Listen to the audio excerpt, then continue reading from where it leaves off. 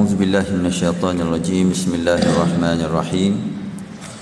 الحمد لله نحمده ونستعينه ونستهديه ونستغفره ونعوذ بالله من شرور أنفسنا ومن سيئات أعمالنا. من يهده الله فلا مضل له ومن يضلل فلا هادي له. أشهد أن لا إله إلا الله وحده لا شريك له وأشهد أن محمدا عبده ورسوله. اللهم صل وسلم وبارك على سيدنا محمد في الأولين وصل وسلم وبارك على سيدنا محمد في الآخرين وصل وسلم وبارك على سيدنا محمد في الملأ الأعلى إلى يوم الدين.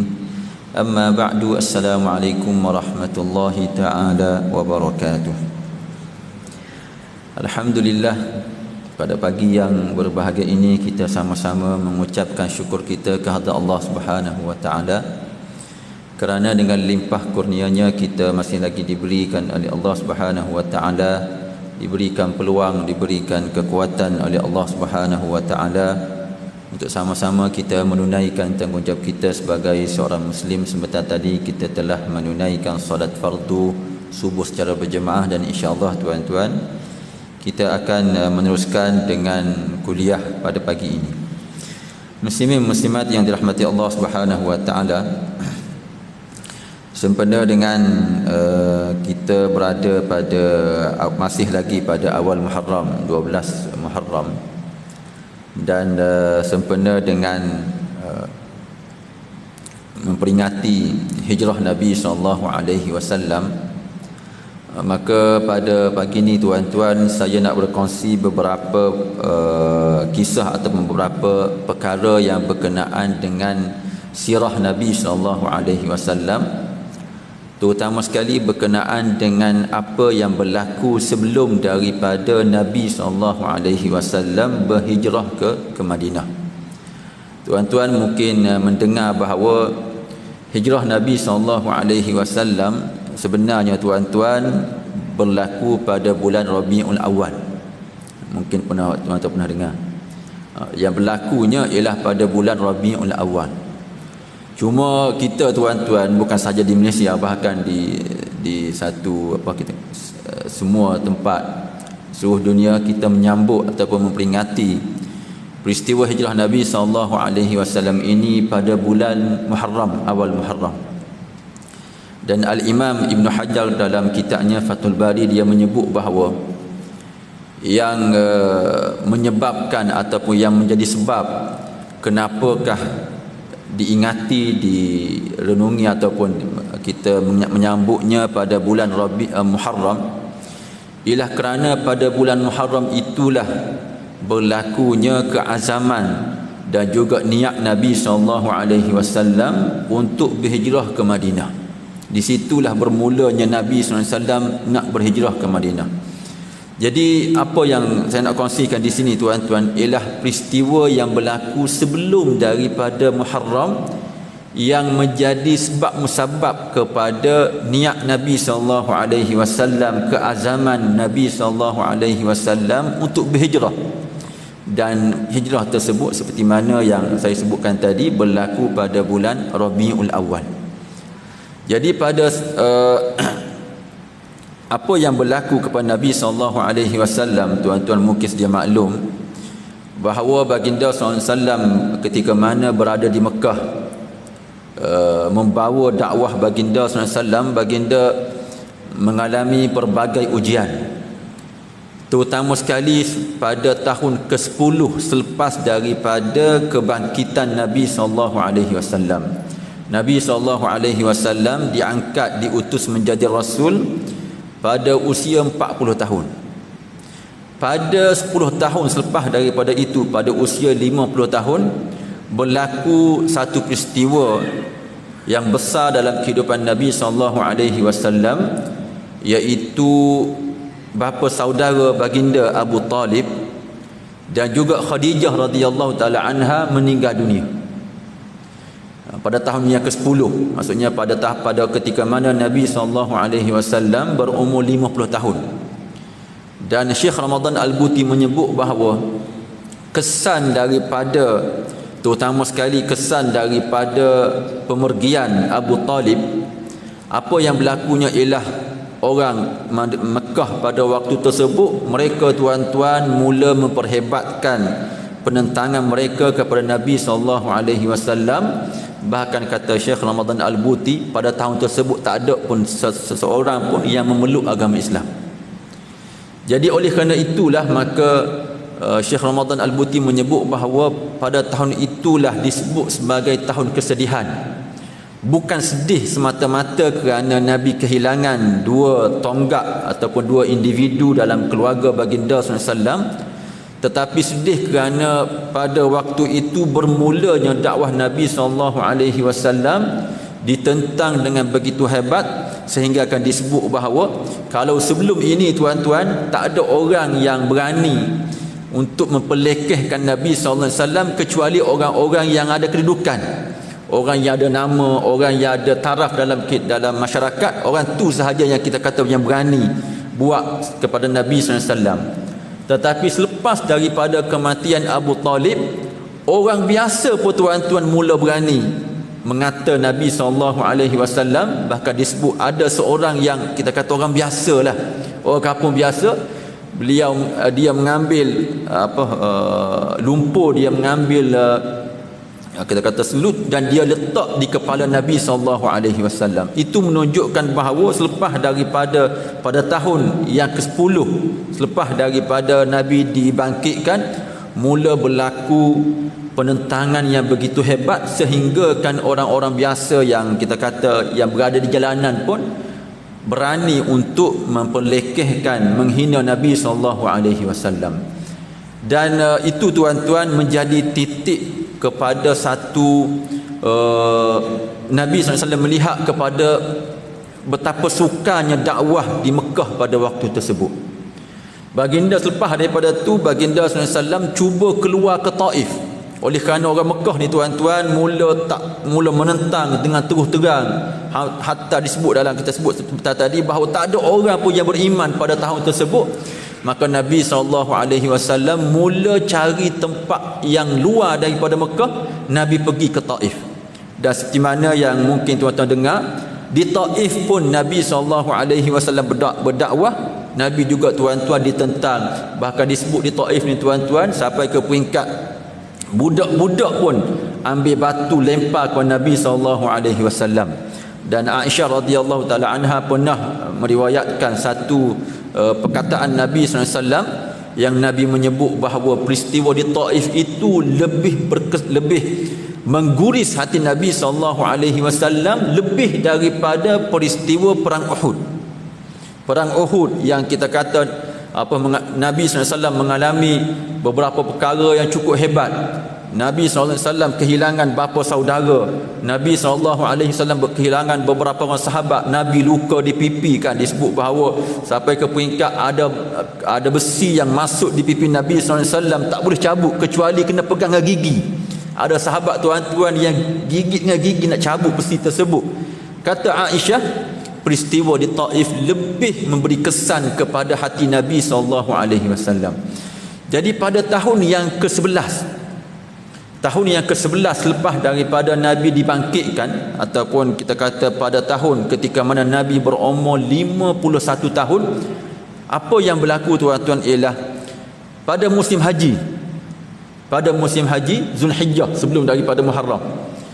Pada musim haji tuan-tuan, apa yang berlakunya ialah ulama menyebut bahawa setiap tahun 11 tahun itu Nabi SAW memang apabila orang datang ke Mekah untuk menunaikan haji, kerana kita sedia maklum bahawa orang Arab ni tuan-tuan, mereka dahulunya mereka menerima agama ataupun dakwah Nabi Ibrahim AS.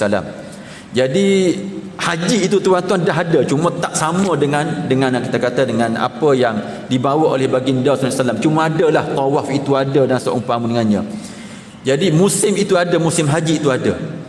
Cuma apabila Nabi SAW bawa agama Islam, jadi adalah beberapa perkara yang ditambah dan juga disyariatkan oleh baginda SAW. Cuma musim haji itu ada. apabila berlakunya kata apa dalam satu hadis menyebut bahawa setiap musim haji Nabi SAW akan pergi bersama kepada apa tempat terutama sekali di Mina, di Aqabah.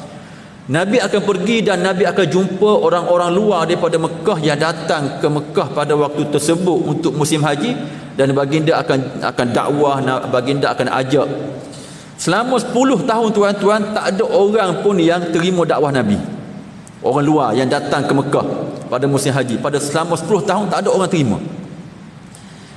Pada tahun yang ke-11 selepas daripada Nabi SAW menerima tentangan yang begitu hebat, tiba-tiba tuan-tuan pada tahun yang ke-11 Nabi SAW berjumpa dengan satu orang ataupun satu kaum, satu kabilah yang datang daripada Yathrib Madinah lah.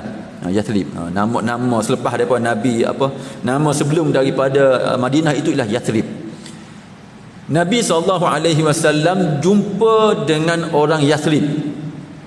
Pada tahun-tahun yang lain Nabi jumpa orang macam-macam, tapi pada tahun yang ke-11 Nabi jumpa dengan orang daripada Yathrib, dan kebetulan itu daripada kabilah Khazraj.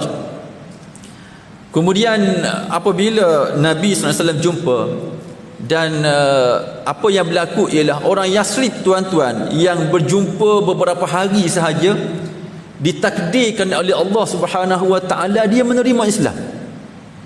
Ketika mana orang Mekah tolak, orang di Taif tolak, ketika mana bermacam ujian, cabaran yang diterima oleh Nabi SAW, tiba-tiba tak disangka-sangka pada tahun yang ke-11 daripada dakwah Nabi, ketika mana Nabi berada di kawasan menunaikan haji, Nabi berjumpa dengan orang Yathrib, dan Nabi sebut bahawa dia ni Nabi, dan dia ajak, tiba-tiba dia terima. Satu perkara yang di luar daripada jangkaan. 11 tahun tuan-tuan Nabi berdakwah, tak ada orang terima. Tiba-tiba jumpa dengan orang tertentu Yathrib, dia terima. Apa yang menjadi perbualan dia terimalah. Kemudian pada tahun yang ke-12 apabila dia terima tuan-tuan, orang ada seorang dua Yathrib yang terima tadi. Kemudian pada tahun yang akan datang dia datang lagi dengan beberapa rombongan, dan di sana tuan-tuan pada bulan Zulhijjah, sekali lagi pada musim haji pada tahun yang ke-12, kerana Nabi berhijrah itu tahun yang ke-13 kan, tahun yang ke-13 selepas daripada Nabi diutuskan, pada Nabi berumur 53 tahun Nabi berhijrah. 52 tahun tuan-tuan pada musim haji Zulhijjah, orang Yathrib ini tuan-tuan dia bawa ramai, dan dia berjumpa dengan Nabi SAW di Aqabah, yang kita kata jumrat yang tempat orang melontar. Di situlah berlakunya pertemuan. Jadi di situlah tuan-tuan beberapa orang yang datang jumpa Nabi SAW, dan mereka melakukan bai'ah. Bai'ah ni bahasa Arab yang maksudnya ialah berjanjilah. Bai'ah ni tuan-tuan bahasa Arab, bahasa kita tu mungkin kita kata berjanjilah.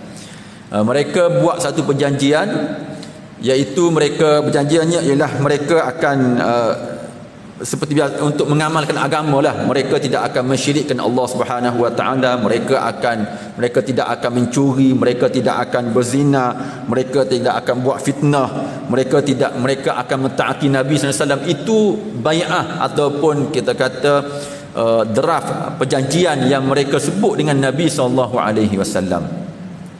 Dan sebelum daripada mereka pulang ke Madinah Al-Munawwarah, Nabi SAW menghantar bersama mereka seorang penduduk Mekah yang namanya Mus'ab bin Umair.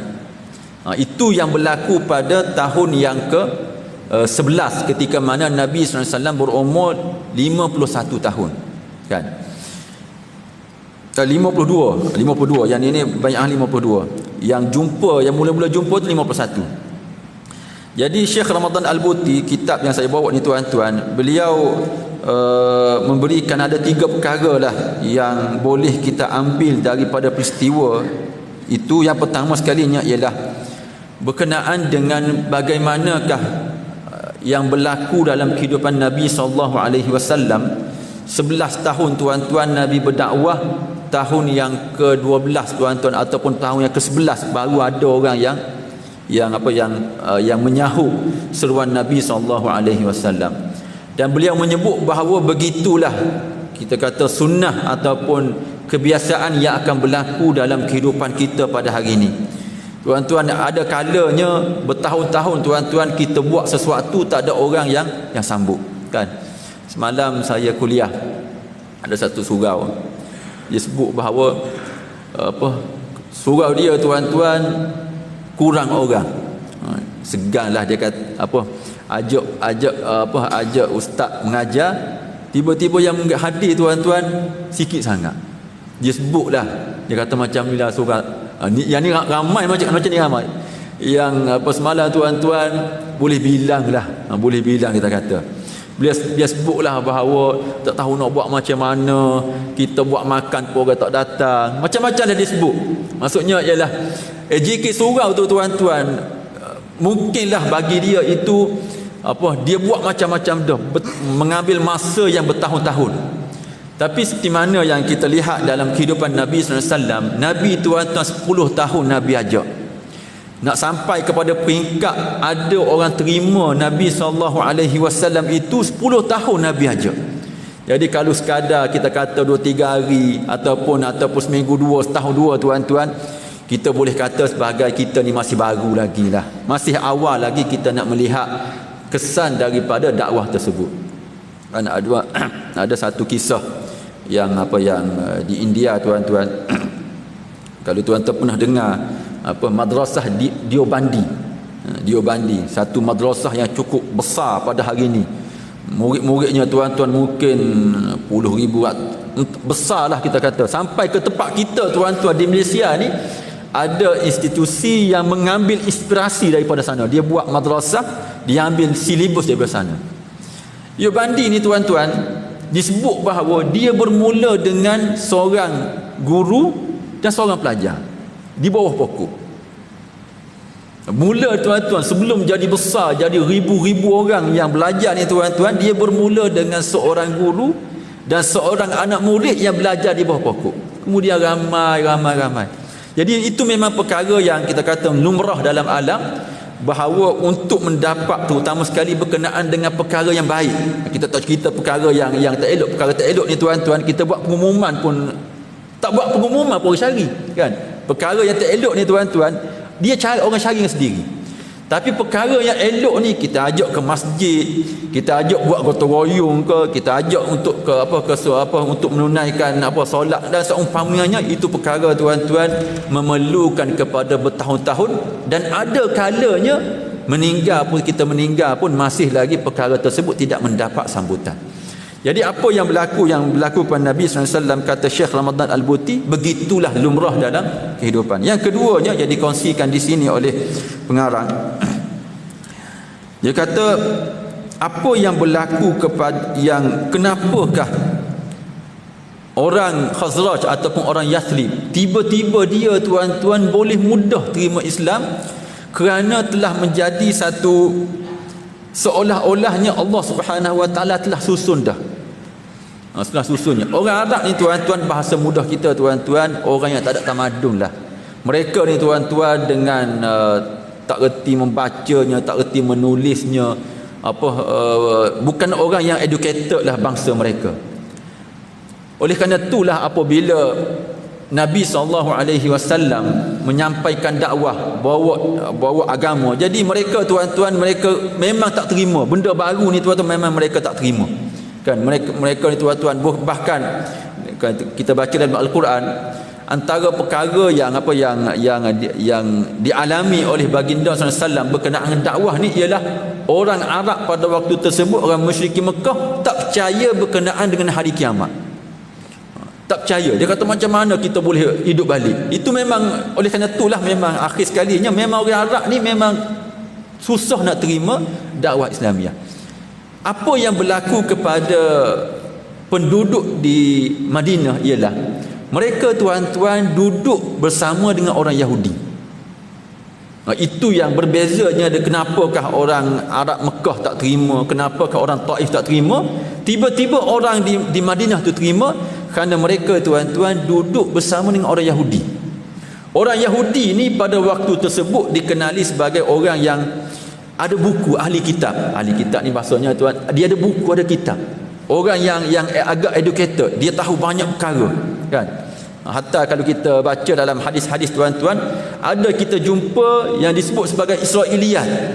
Israiliyat ni tuan-tuan datang daripada orang Yahudi, yang mereka tuan-tuan kalau kita baca tu, mereka menyebut macam-macam, dunia ni cipta macam mana, macam-macam lah perkara-perkara yang kita kata luar daripada kemampuan berfikir yang asal, kecuali daripada maklumat yang diterima.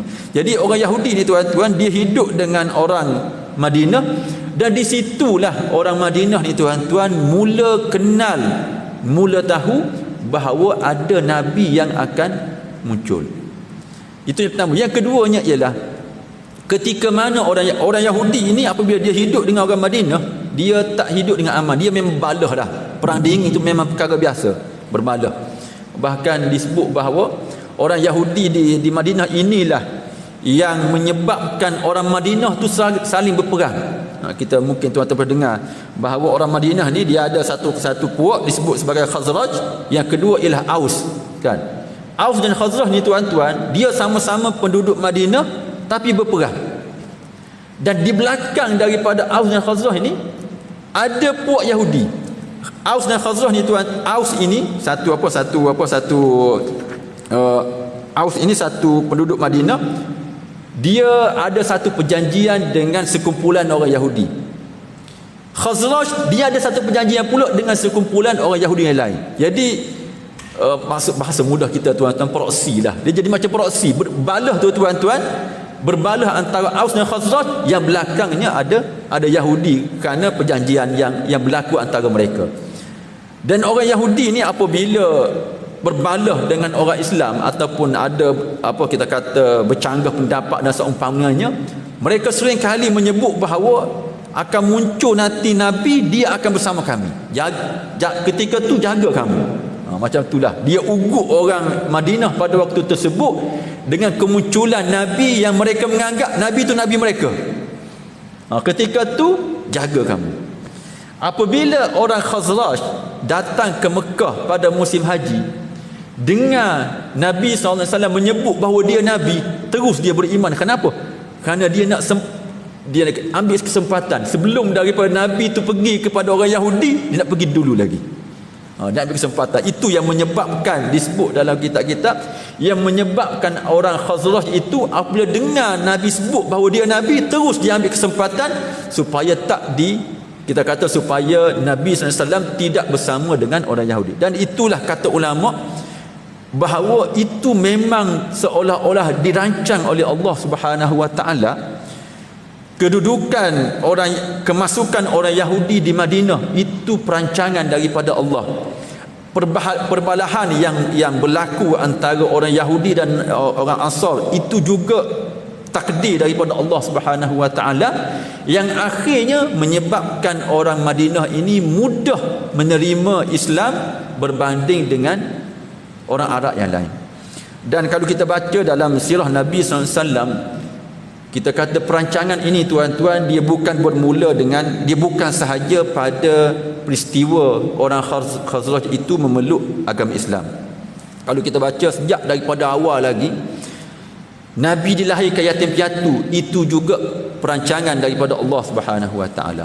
Nabi tak pandai membaca menulis, itu juga perancangan daripada Allah Subhanahu Wa Taala. Nabi kehilangan Abu Talib, itu juga perancangan daripada Allah Subhanahu Wa Taala. Yang kata ulama, kalau kita melihat setiap satu daripada perkara tersebut, kita akan melihat ada hikmah di sebalik daripada yang berlaku terhadap Nabi SAW.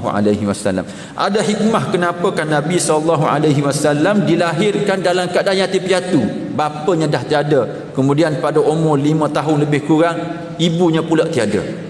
Kerana kata ulama, supaya Nabi ni tuan-tuan tidak ada orang yang mempengaruhi jiwa Nabi. Disebut dalam kitab bahawa supaya tiada tanggapan ataupun tiada orang yang mempengaruhi jiwa Nabi SAW. Kerana kalau ada ibu bapa, tuan-tuan, ibu bapa dialah yang mempengaruhinya.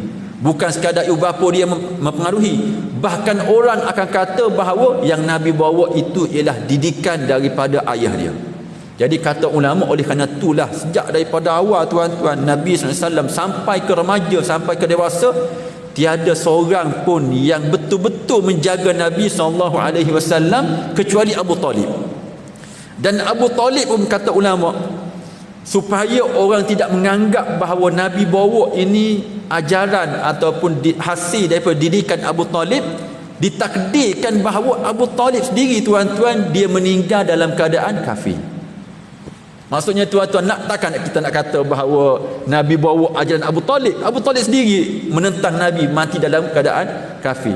Jadi memang banyak perkara yang disebut oleh ulama bahawa memang kehidupan Nabi SAW ini begitu seolah-olah diatur dengan hebat oleh Allah Subhanahu Wa Taala, sehingga kan ulama kita, tuan-tuan, setiap inci, setiap perkara yang berlaku dalam hidup Nabi dan sirah Nabi boleh diambil sebagai pengajaran, boleh diambil sebagai peringatan. Jadi itu yang kedua yang berlaku. Yang ketiganya, tuan-tuan, di mana yang kita kongsi sebentar tadi, berkenaan dengan Nabi SAW hantar Mus'ab bin Umair. Hantar Mus'ab bin Umair untuk berdakwah, untuk balik bersama dengan orang Madinah, balik ke Madinah. Dan Mus'ab ni, tuan-tuan, merupakan sahabat Nabi SAW yang pada waktu tersebut dia remaja lagi lah, remaja lagi. Dan Mus'ab ini, kata ulama bahawa Mus'ab ini, tuan-tuan, beliau menerima pahala yang cukup besar daripada Allah Subhanahu Wa Taala, kerana orang Madinah tu dia menjadi, kita kata, dia jadi orang Islam yang baik itu hasil daripada dakwah Mus'ab. Nabi pergi tu, tuan-tuan, memang orang Madinah itu kebanyakannya dah masuk Islam. Jadi Mus'ab itu sebelum daripada Nabi pergi, dah 2 tahun itu dah didakwah oleh Nabi, oleh beliau, sehingga kan kata ulama, Madinah itu, Islamnya Madinah itu pahalanya mengalir kepada Mus'ab bin Umair. Mus'ab bin Umair ni, tuan-tuan, ketika mana dia di Mekah, orang kaya. Dia, tuan-tuan, orang kaya. Tapi apabila dia memeluk agama Islam, orang pulau dia jadi miskin. Menjadi miskin. Dan ketika mana perang Uhud, beliau meninggal pada perang Uhud. Ketika mana beliau meninggal pada perang Uhud, oleh kerana miskinnya beliau, tuan-tuan, sampai ke peringkat disebut dalam kitab-kitab sejarah, sampai ke peringkat nak tutup mayat dia, tuan-tuan, tiada kain. Jenazah lain ada kain lebih lah, kita kata, yang pakar tu, tuan-tuan, dia ada kain lebih lah yang boleh menutup tubuh dia, kan. Tapi Mus'ab ni, tuan-tuan, tak ada kain, baju itulah yang dia pakai sampai ke peringkat, kalau disebut bahawa kalau tutup muka dia, tuan-tuan, nampak kaki. Kalau tarik baju dia itu nak tutup kaki, nampak kepala. Maksudnya, tuan, tak ada kain untuk nak tutup dia, tak ada kain dia.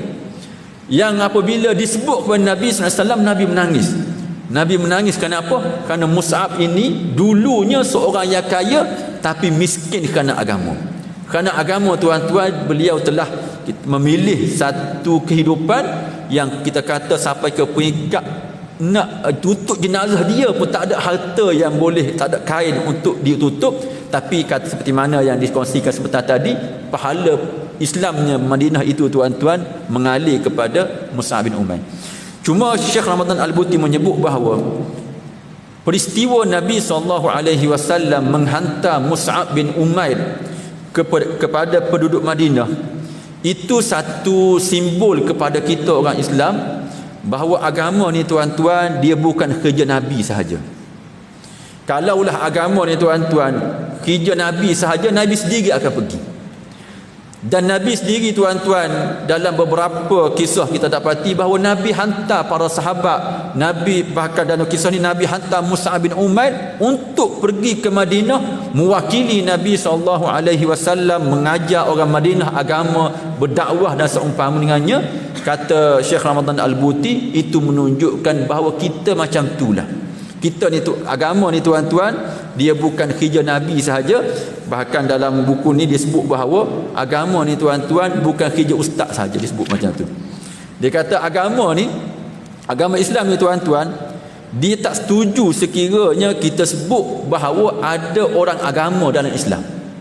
Dia tak setuju. Dia sebut Rijaluddin ni dia tak setuju perkataan orang agama. Kenapa? Kerana dia kata bahawa semua orang Islam itu orang agama. Mus'ab bin Umair dihantar ke Madinah itu menunjukkan bahawa kerja agama ini dibuat oleh semua.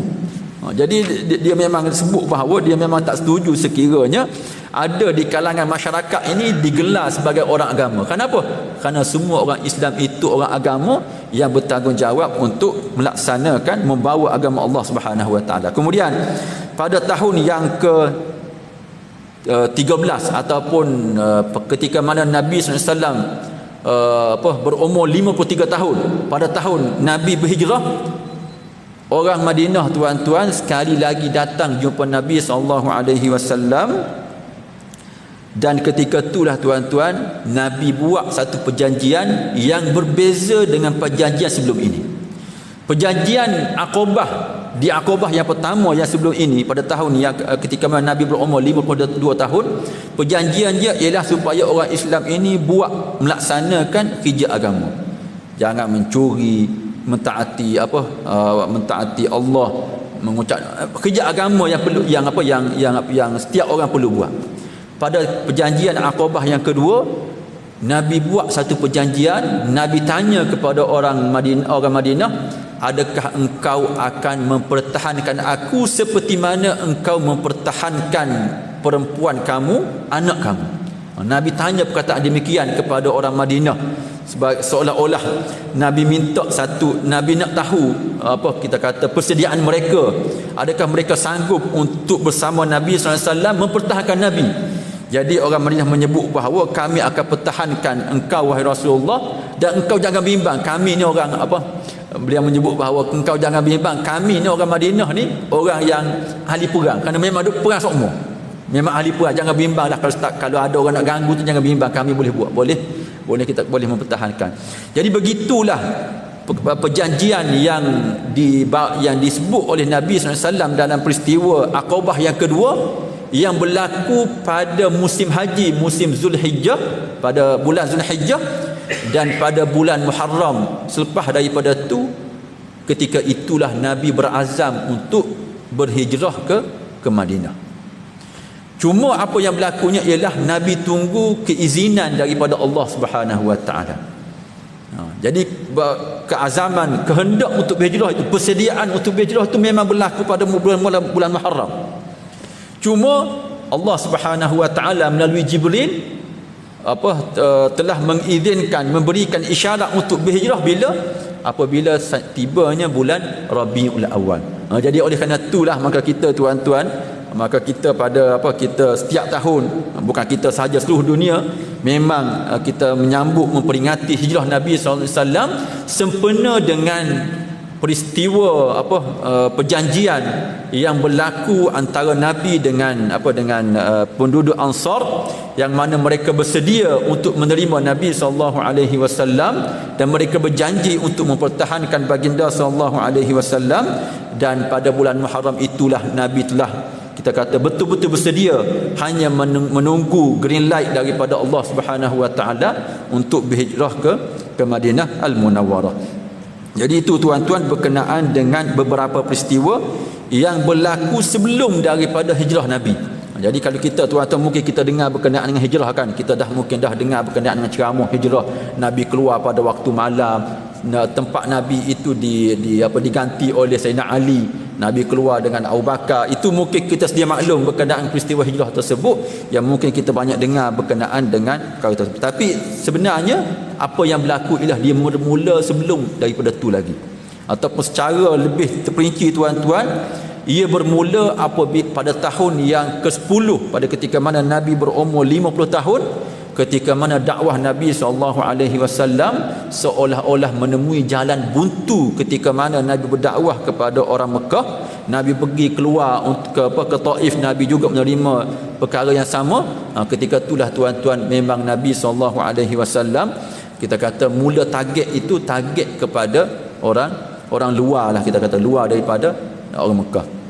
Dan ulama juga menyebut bahawa antara hikmah kenapakah orang yang pertama ataupun kita kata negara yang pertama, tempat yang pertama yang menerima Nabi SAW itu bukan Mekah, antara hikmahnya ialah supaya tiada orang yang menuduh bahawa ajaran Nabi itu ajaran kebangsaan. Supaya tak ada orang yang kata yang Nabi bawa itu ialah agama orang Arab. Kenapa? Kerana apa yang berlaku bukan orang Arab yang betul-betul kita kata Arab Quraisy tak, tapi orang luar daripada Mekah. Sebab apa? Sebab ada orang tuan-tuan yang memang kalau kita sebut berkenaan dengan Islam ini, dia anggap bahawa itu agama orang Arab, itu bukan budaya kita, kan? Tak, memang Islam ini tuan-tuan bukan cerita orang Arab. Kalau bawa cerita orang Arab ni tuan-tuan, akhir sekali memang akan bawa masalah. Kan? Kalau tuan-tuan baca dalam peristiwa bagaimanakah Khalifah Uthmaniyah jatuh ni tuan-tuan, antaranya ialah apabila orang Arab pada waktu tersebut mereka menimbulkan sentimen kearaban. Bagi mereka pemerintahan agama ni kena duduk di tangan orang Arab, yang akhirnya menyebabkan beberapa negara itu mereka memisahkan diri daripada Khilafah Uthmaniyah. Kenapa? Kerana Khilafah Uthmaniyah itu yang pegangnya ialah orang bukan Arab, orang Turki. Jadi dia mula pecah.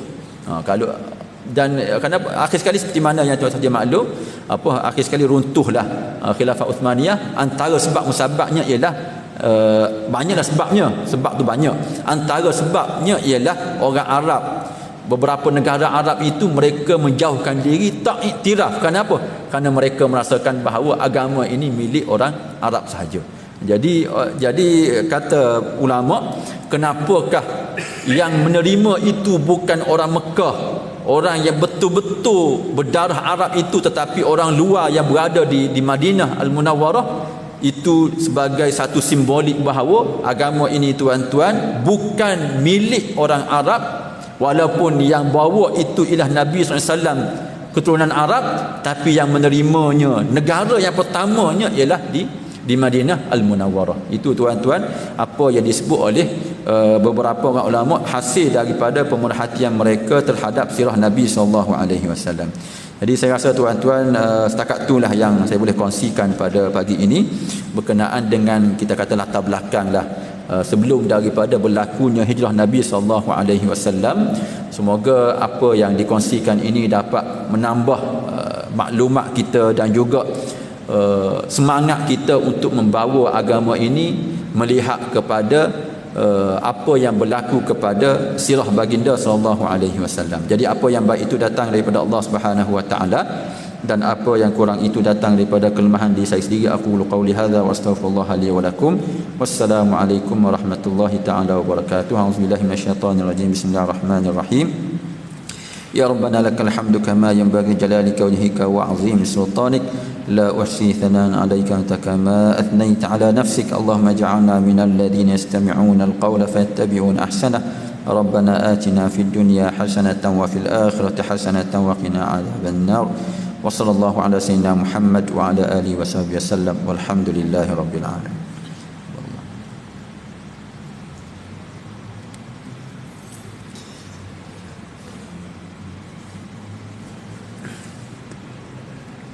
Allah